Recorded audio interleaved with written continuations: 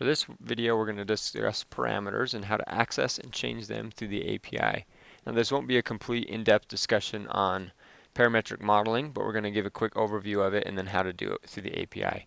So here in regular Fusion 360, under the Modify tab down to change parameters, we can access model parameters.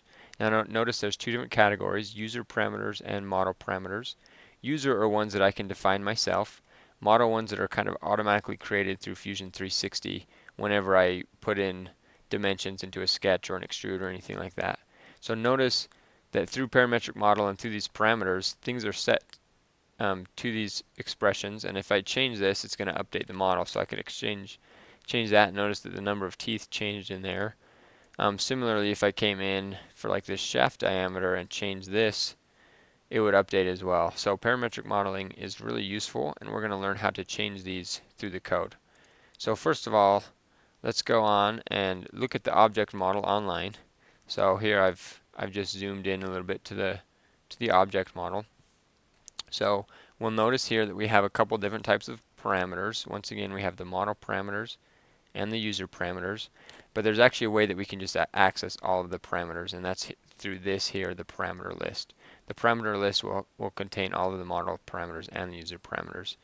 So we're going to go ahead and learn about the parameter list and what we can do once we access a parameter. But first, we just need to notice where this is located in the object model so that we can access it later. Now, if we're down into a feature or something, we need to be able to grab the component and then go up even above the component and get into the parent design. Once we're in the parent design, we can come over here and access the parameter list, and we'll show you that later in the code. But let's go ahead and go into the parameter list in our help documentation. So if we come over here into parameter list, once we get the parameter list, we can start accessing the parameters that are inside this collection.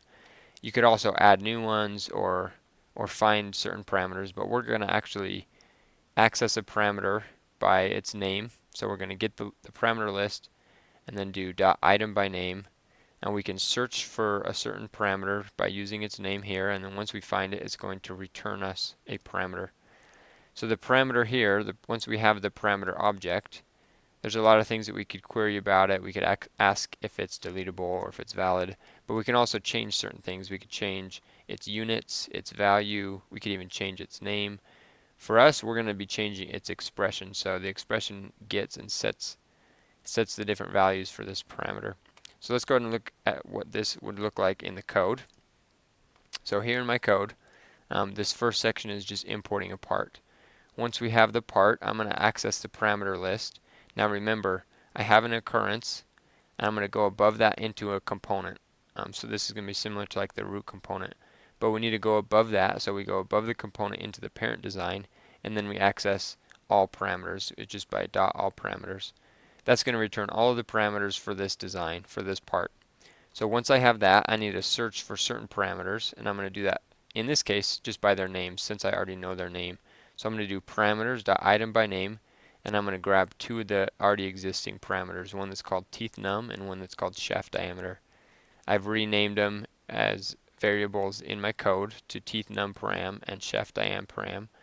And then I'm going to change these. So I can just do teeth num param.expression, and then I can change it. So I'm going to change both of these expressions to two variables that I defined up here. So I'm going to change the number of teeth to 18, and I'm going to change the shaft diameter to 0.5, and then I need to make sure that my units are right. And since it's a string and an expression, I can just do plus centimeters there. So let's go ahead and I'm going to delete this part, and we're going to run it from scratch.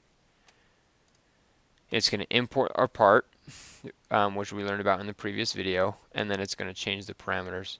So we'll run this, and notice that as it's brought in, and then it will get the parameters changed. So that's all we have for parameters. There's a lot to learn about parametric modeling, but this video is just going to discuss how to do it through the API. But it's something that we suggest you learn more about. Thanks.